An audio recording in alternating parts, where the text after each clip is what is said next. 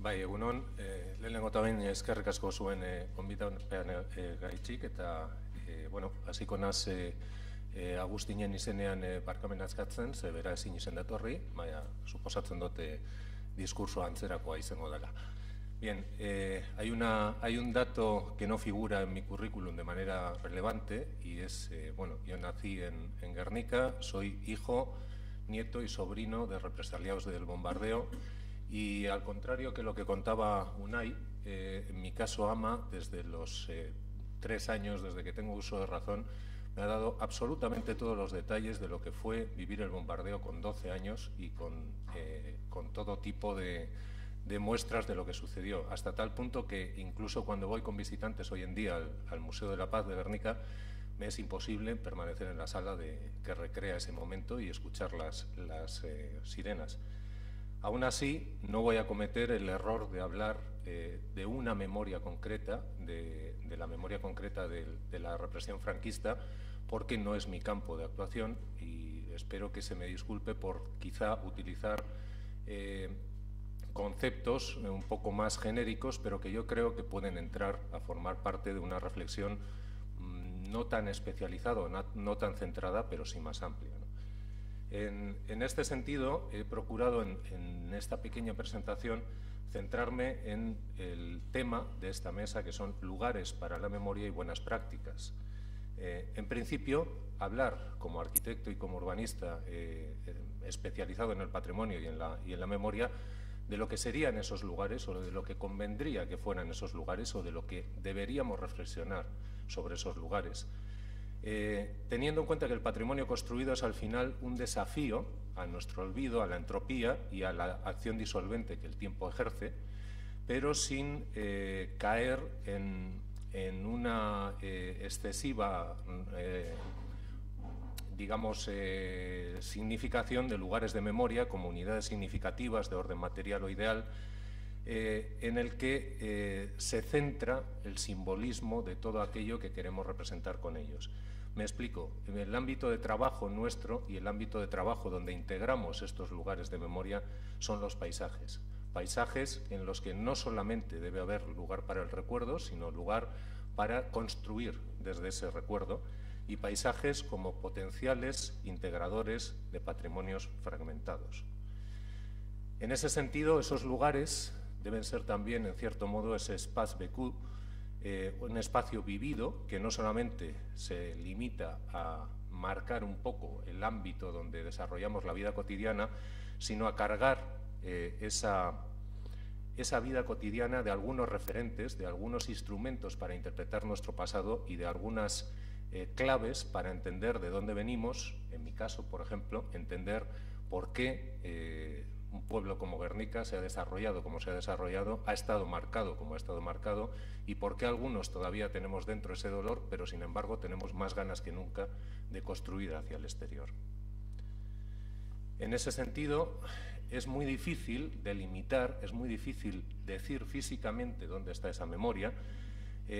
Nosotros lo intentamos en nuestro grupo de investigación en dos aspectos. Por una parte, buscando una zonificación conceptual, entendiendo esa memoria como parte fundamental del paisaje, pero por otra parte, buscando también una zonificación física, poniendo en relación esos lugares de los que esta mañana se ha hablado muy detalladamente, poniendo en relación entre sí esos elementos simbólicos y dándoles sentido precisamente en esa interrelación. Es decir, no buscamos un análisis convencional de esos paisajes de la memoria, un análisis que diga dónde están determinados elementos significativos, sino un análisis multidimensional, sistémico, que busque áreas interactuantes, áreas relacionadas y áreas que construyan una parte de un paisaje muchísimo más amplio. En ese sentido, el paisaje como memoria, y este es el segundo punto de esta exposición y segundo punto argumental de esta mesa, debe estar dispuesto a respondernos a la pregunta de dónde está esa memoria. Y esa memoria no solamente está en las huellas de las que se ha hablado muy detalladamente, sino, por supuesto, en una necesaria activación de las narrativas socialmente asumibles y socialmente consensuadas. En este sentido, yo reivindico la necesidad que es obvia por parte del trabajo, o es evidente en el trabajo de los colectivos que están representados hoy aquí, pero quizá no en toda la sociedad, la necesidad de resignificar esa memoria, no cargándola de ideologías, sino incorporando a esa memoria socialmente apreciada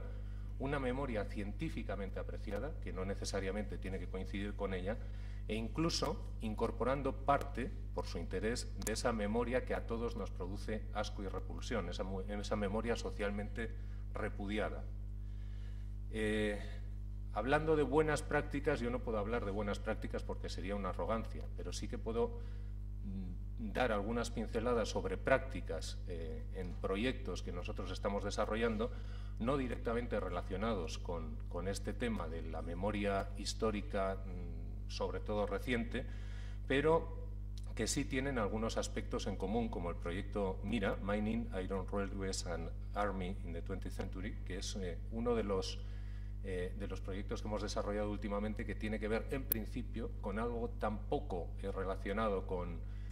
la memoria del franquismo como la minería, la explotación del hierro, la evolución de esos trabajos, ¿no? En este ámbito hay una memoria socialmente apreciada, hay una zona de esa memoria o ese recuerdo que durante el franquismo no generaba ningún tipo de reacción, que incluso era popular. Pues de aquí nacen, lo saben seguramente muchos de ustedes, algunas anécdotas como el himno del Atlético, el alirón, cuando alguien encontraba hierro de primera calidad y era all iron, alirón. Pues en este caso esta memoria siempre ha sido potenciada, pero se nos ha olvidado muchas veces analizar esto en conjunto, tener en cuenta que este paisaje de la minería, del hierro, tiene unos contextos históricos muy potentes, muy fuertes, como puede ser la neutralidad de España en la Primera Guerra Mundial, el desarrollo de una industria del acero que tiene su aplicación en una industria armamentística que tiene unas derivadas en la Segunda Guerra Mundial importantes, incluso la purga o la adaptación o los volatines casi de funambulista que tuvieron que dar algunos empresarios emprendedores de esta zona, de este país, cuando tuvieron que estar a bien con el franquismo y, sin embargo, tapar o tratar de compensar un pasado que nada tenía que ver con ese franquismo. Pero al final, el resultado de todo esto, y es un poco el objetivo de estas dos líneas que quiero marcar, es que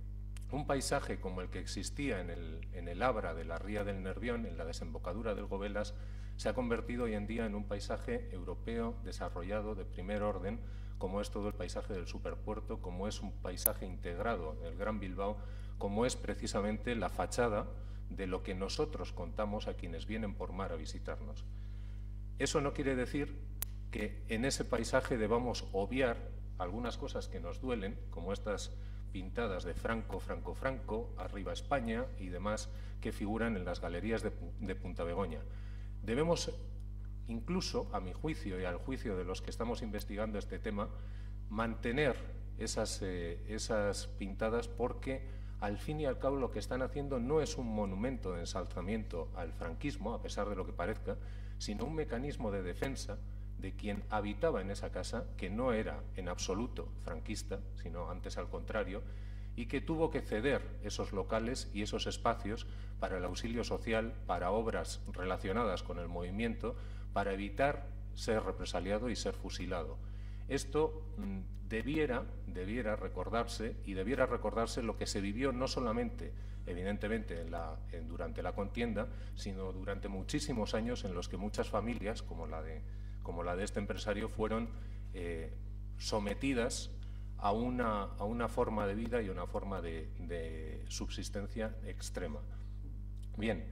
en esta práctica yo me quedo, sin embargo, con lo que resulta de toda esta experiencia dura, de toda esta experiencia traumática, que es el sentimiento de anclaje que nos queda. Si hoy estamos todos sentados aquí es porque, en cierto modo, todos compartimos un deseo de reacción ante ese pasado, y ese deseo de reacción precisamente es el que construye nuestro futuro. Tenemos ganas de vivir en nuestro país, eso es ya una clave de desarrollo económico, es una clave de desarrollo social para el futuro. Tenemos un sentimiento de anclaje potente. Acabo de volver hace 2 días de Uruguay, un país que me es muy querido y en el que la mayoría de la gente que conocemos se declara descendiente de vascos con orgullo. Incluso me venía hoy, hace 2 días, alguien diciéndome, no, mi apellido es Abadí, es plenamente vasco, ¿verdad? Y le tuve que decir, pues sí, Abadí es vasco, ¿qué le vamos a hacer, no? Pero en este sentido a nosotros se nos identifica como un pueblo que ha sufrido, que ha tenido que emigrar, que ha pasado unas penurias muy potentes y que aún así ha reaccionado con dureza y con fervor. Lo que no debemos hacer es perder esa identidad. Traigo un ejemplo que nada tiene que ver con el franquismo, de otro país que también acabo de visitar, de Perú, donde la tradición, la identificación con lo que fue su pasado se está diluyendo en una universalización y una mundialización malentendida, y sobre todo tenemos que pensar en innovar, en planear, en construir de cara al futuro sin quedarnos en solamente el dolor que nos ha provocado ese pasado y construyendo a partir de ese dolor. Eskerrik asko.